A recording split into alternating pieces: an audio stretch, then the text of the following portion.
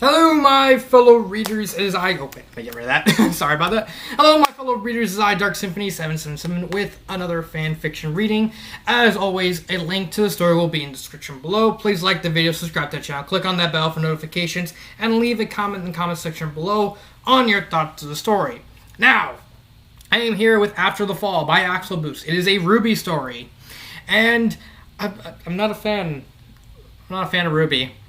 Not. Let's leave it at that. Let's just actually get into the story.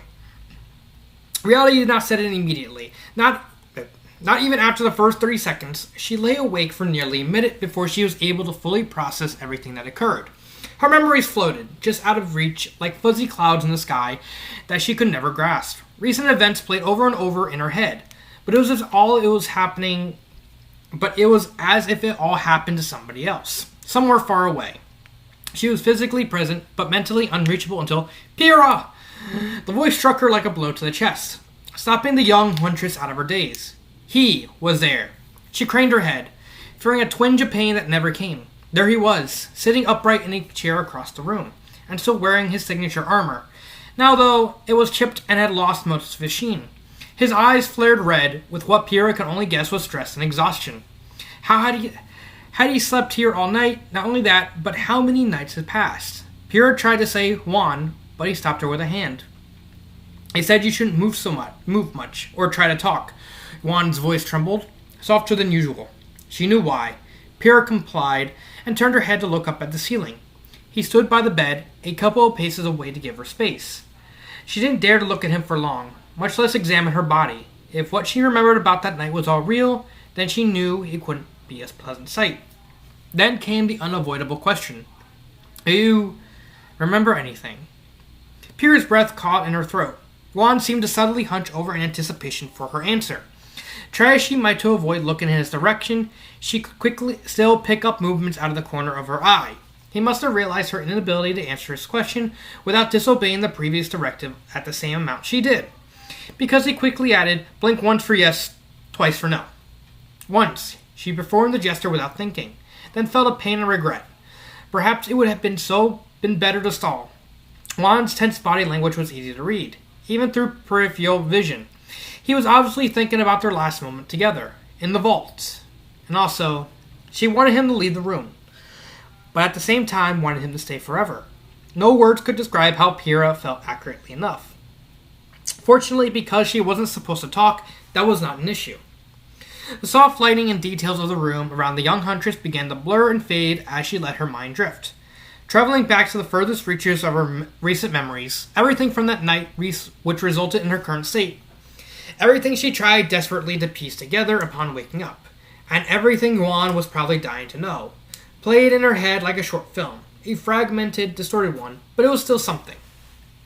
She concentrated hard, the memories cleared up, and before long she was there again, the top of Beacon Tower, kneeling, bruised, body throbbing in pain, and with keen awareness of her depleted aura levels. Every missed strike, every late reaction, every moment that spent too much thinking that allowed the enemy to overpower her seemed so painfully obvious now. In hindsight, then, the final moments evolved, and she reluctantly relieved each second in vivid detail. A peaceful starry sky, seeing such a breathtaking sight in the midst of her pain was, ironically, one final reminder of her failure. A reminder of his prior defeat. Professor Osmond told her the tower could not fall, and now it had fallen. He, and now she too, failed to stop the execution of the enemy plans. Her body screamed in pain, more so when the arrow had pierced her skin than anywhere else. The hit was clean, and stung like she hadn't felt for some time. This was the first time since Sanctum that Pyrrha's aura fell to zero. Always so careful, making sure that no move was wasted and her semblance was used sparingly. If at all, that was pure Nikos, the invincible girl. Yet even she, the prodigy handpicked by Ozpin, apparently stood no chance against the power of a maiden. She struggled to move, managing only to pitifully drag herself forward, nearer to the center of what used to be the floor of Ozpin's office. The arrow snapped off and fell away with relative ease. Pyrrha fought to do something, anything with no aura and limited mobility. After all, she arrived here with the goal of giving it everything she had against this woman, whose name she did not know. She still did not know. All she could recall was that this person, The assailant responsible for attacking and recently killing the fallen maiden named Amber was often seen around Beacon Academy with Ruby Rose's friend Emerald and Mercury. That's when it clicked. Suddenly, everything made more sense. Mercury struck her as not very trustworthy from the moment they sparred together, but to think he and his teammates were infiltrators going after the maiden pirates the whole time. Every bone in the young huntress's body screamed at her to defend herself, run, or call for help. These were all meaningless gestures, however. Pyrrha's shield would not return to her. By now, she suspected it would be lodged in the pavement somewhere near the base of the tower. Aura was out of the question, and the only person who knew where she was, Juan, was unable to assist her. That was how she wanted things. If Juan were here, she couldn't have gone through with this mission. Couldn't have done what was necessary not only for Beacon, but for mankind. He was an unwilling obstacle to her destiny. She'd thrown away the love of her life for this cause, and now, after everything, Pyrrha had failed. A series of grunts escaped her as she made one last feeble attempt to stand up and fight. It was no use. Behind her, Pyrrha heard the soft clicking of her enemy's heels. The woman, reveling in the girl's failure, began to speak. Her smooth, sultry tone betrayed the smirk that was undoubtedly on her lips. It's a shame you were promised a power that was never truly yours. Her voice gripped at Pyrrha's ears, a metaphorical kick while she was down. In seconds, the woman stood in front of her. Pyrrha could only look on helplessly as the unknown enemy bent down to her level, cupping her chin in one hand. This beautiful woman's long dark hair fell in cascading waves, framing her neck. Her hair's fragment scent filled Pyrrha's nostrils. They were close enough now that she could feel her enemy's every breath. She had lifted Pyrrha's face toward her own, and they traded fierce stares as they made eye contact. But take comfort in knowing that I will use it in ways you could never have imagined. A tinge of venom in those last words chilled Pyrrha's heart. If this woman got away, she would target those Pyrrha was trying to protect. Probably the other maidens as well. Whatever her nefarious plans were, Pyrrha knew she needed to be stopped. However, she was in no position to do anything now. No matter how she looked at the situation, she could not understand why someone would go to such lengths, hurt so many innocents, and enjoy every second of it the way her opponent did up until now. Overwhelmed with emotion, she thought back on everything that led her to this moment, and began to speak. The only words that felt right. Her lips moved almost of their own accord, and as she stared the woman down unintimidated. Why am I getting so many words wrong? Do you believe in destiny? The woman looked at her with an expression that almost seemed sad or regretful. The first and only display of a more human quality she had ever shown.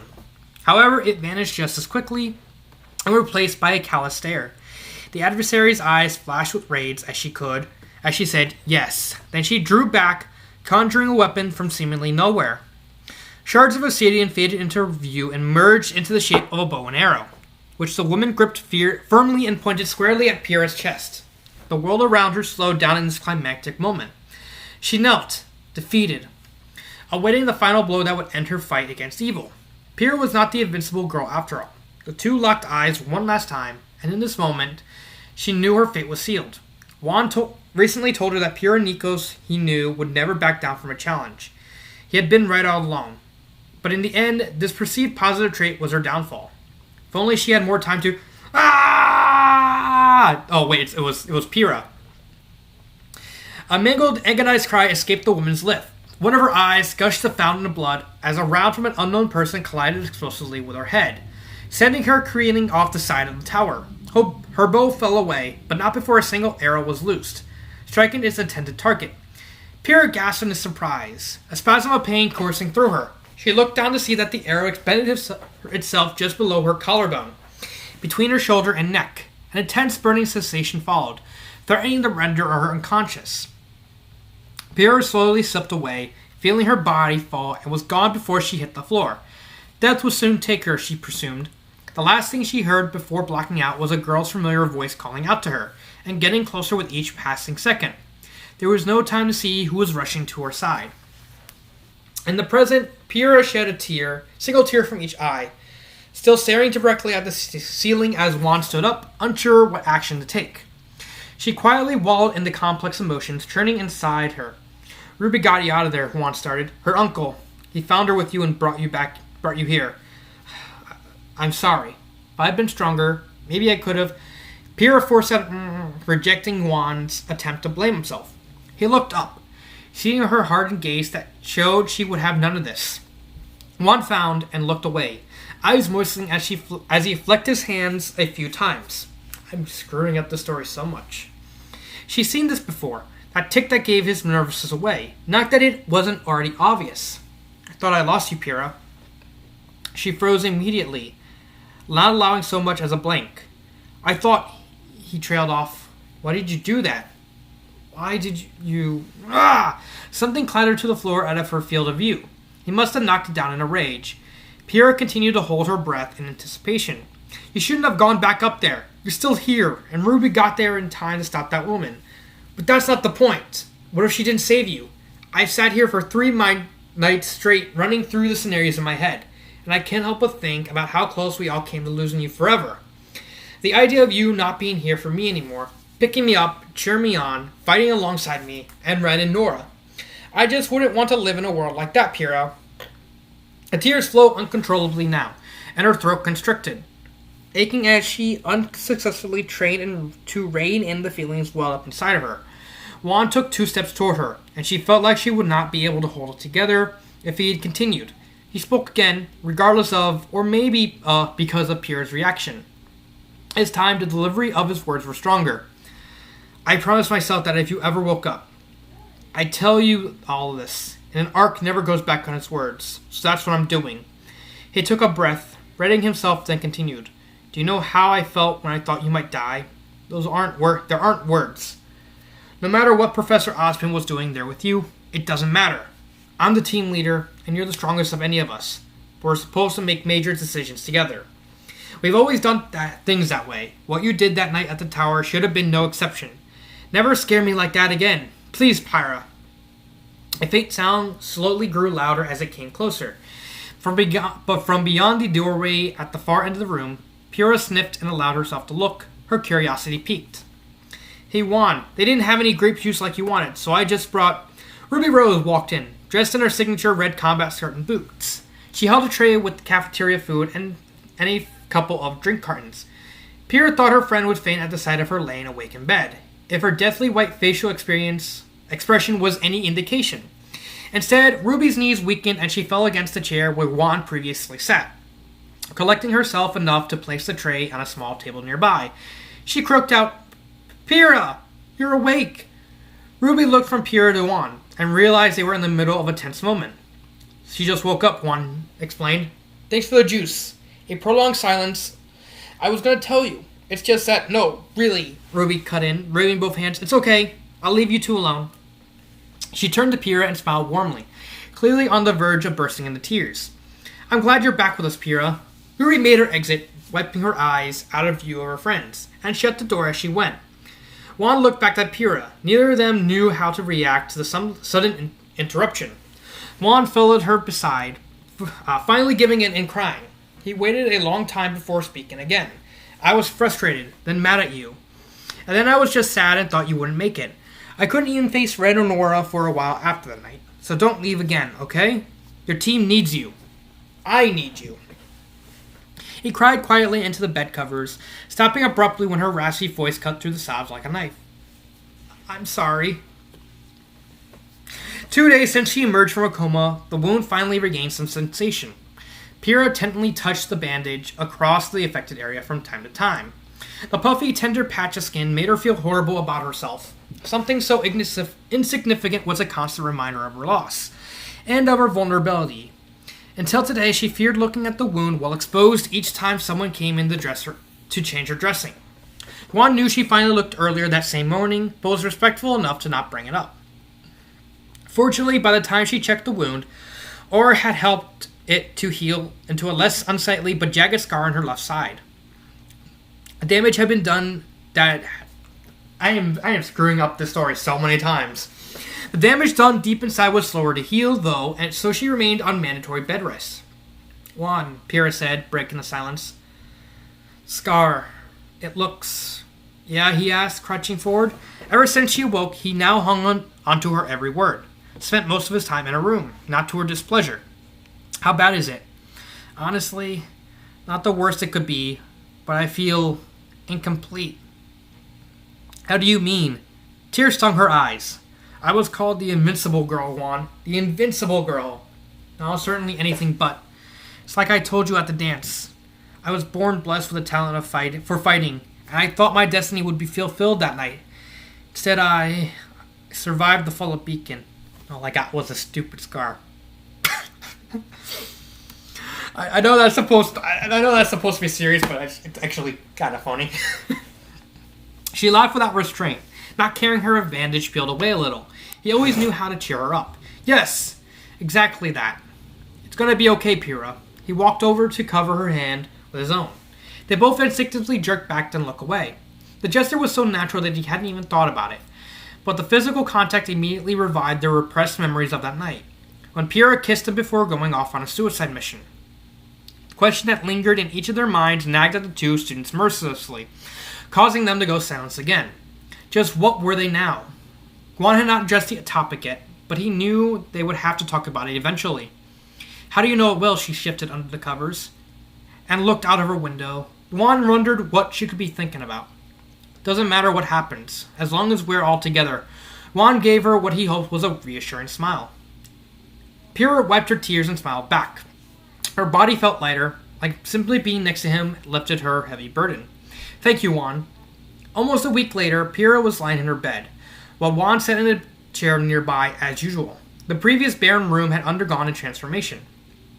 Now, her bed was replaced by an adjustable one fitted with railings. She was hooked up to a few Atlassian high-tech modern devices.